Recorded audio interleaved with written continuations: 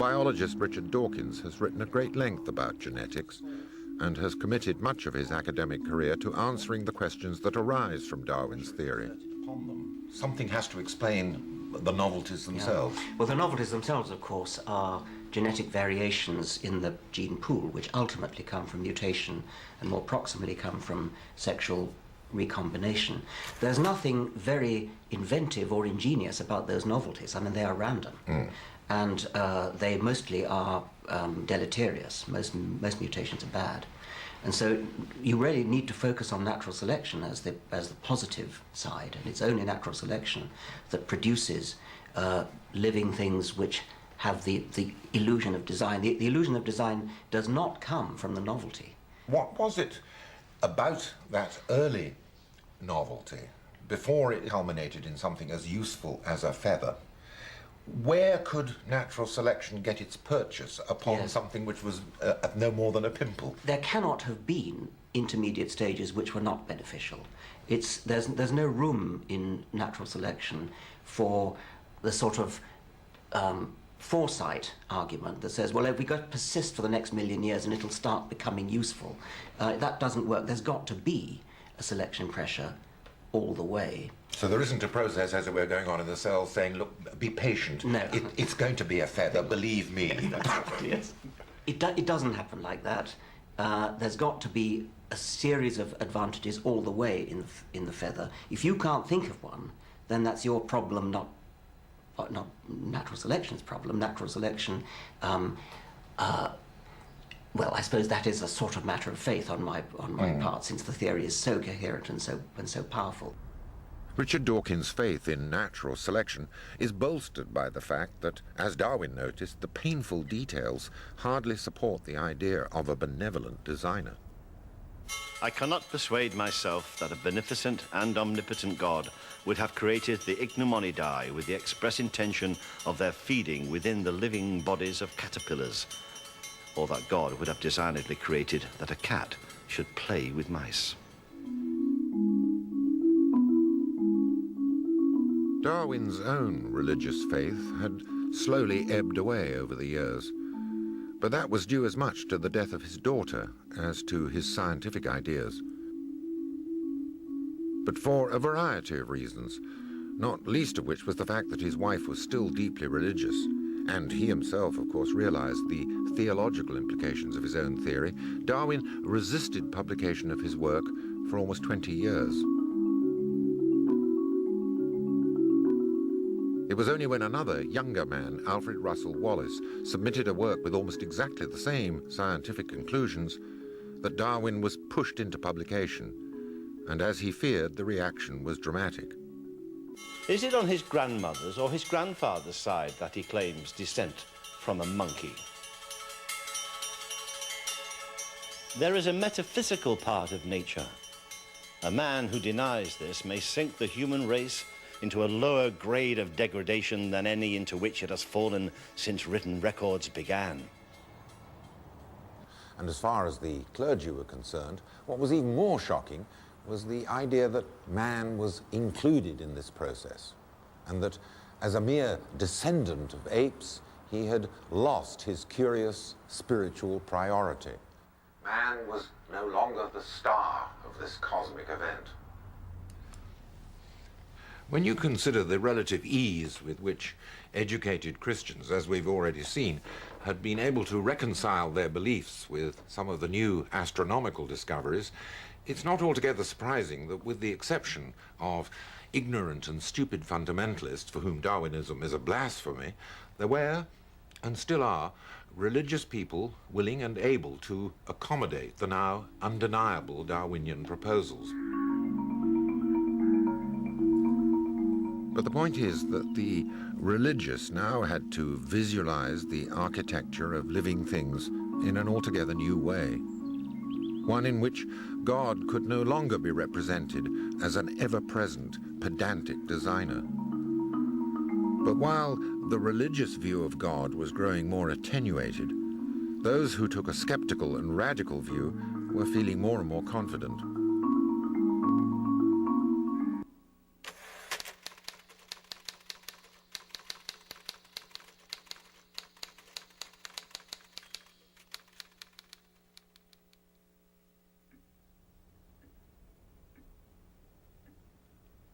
The leadership of the skeptical and radical reformers was now undertaken by George Jacob Holyoake, and in his journal, The Reasoner, he coined a new word to describe a belief system based upon reason and science.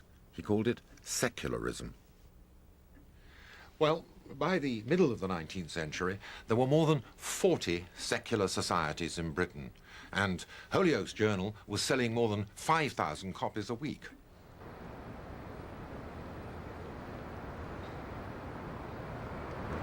Secularism was hugely popular throughout the 19th century, and the National Secular Society still exists in the 21st century here in Conway Hall in London.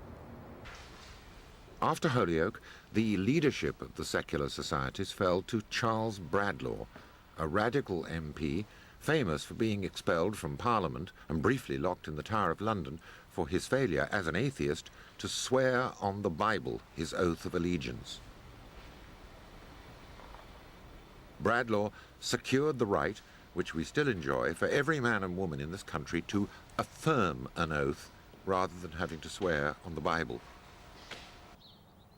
At the turn of the century, one might have been forgiven for thinking that disbelief would soon triumph, that religion would soon fade away and die. Nietzsche had just said, amongst many other things, that God was dead. So why should faith survive? But by the end of the 19th century and the beginning of the 20th, there emerges a man who claimed to understand the origins of religion, of all religions. Sigmund Freud. Although Freud was by no means the first thinker to try and explain the psychological origins of religion, his account is perhaps the most systematic attempt to represent faith as something fundamental to early human mental development. Well, Freud, like me, came from a Jewish background, although for obvious reasons he was much more explicitly aware of it than I am. Even so, Freud began to recognize that the belief in God, that's to say in some sort of supernatural agency to which human beings were answerable, was the inevitable result of the infant's helplessness and his relationship to the apparently all-powerful figure of the father. Look, this is what he says about it in his book called The Future of an Illusion. The rest of our inquiry is made easier because this God creator is openly called Father. The psychoanalysis of individual human beings teaches us that the God of each of them is nothing other than an exalted Father. So he saw religion as an illusion. Now, although he describes this as a wish fulfillment, it's quite difficult to see it entirely in that light, since the figure created by the infant imagination had punitive as well as benevolent characteristics.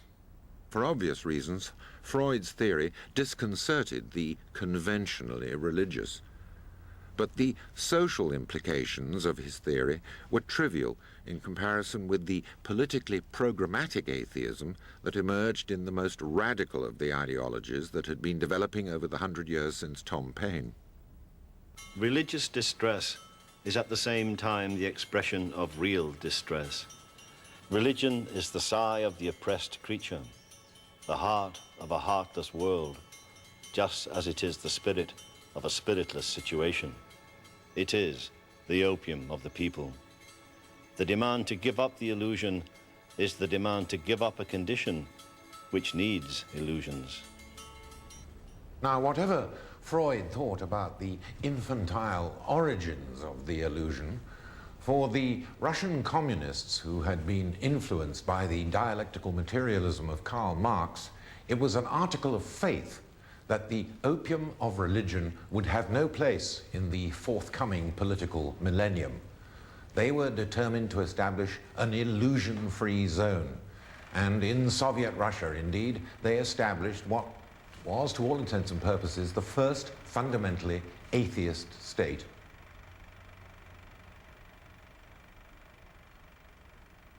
The paradox is that a revolution which was designed to usher in a new golden era for humanity tormented, tortured, imprisoned, and annihilated even more victims than Christianity at its most excessive.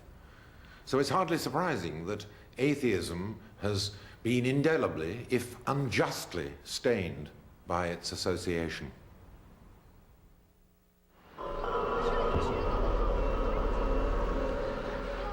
By the end of the 20th century, disbelief had become much more widespread than ever.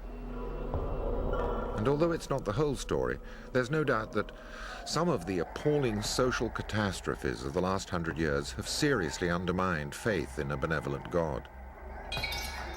Of course, cruelty and misfortune have always been cited as reasons for doubt. But the inescapable publicity which these excesses now receive in the mass media represent an unprecedented problem for the pious. In fact, as we enter the 21st century, for many people, the questions of belief and disbelief seem scarcely worth considering. This brings me back to the very first person I talked to in this series, the English philosopher in New York, Colin McGinn. I like to distinguish atheism from anti-theism. Anti-theism is opposition to theism. I am an anti-theist because I believe that religion is harmful. I'm not just an atheist who's somebody, my only values are that I don't agree with it. I'm actively opposed to it. But then I distinguish that from what I call post-theism or post-atheism, which is the healthy state of mind where you've put all that behind you. Now, we can't do that yet because there's lots of religion in the world and lots of bad results of it.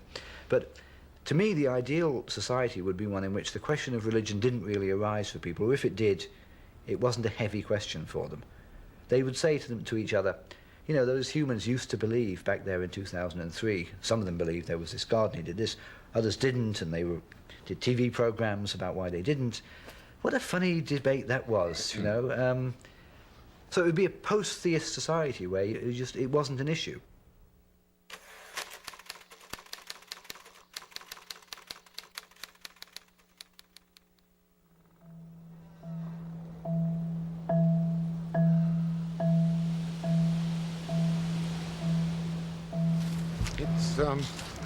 It's quite hard to imagine what the world would be like without religion. For the simple reason that, in one form or another, it's been with us for so long.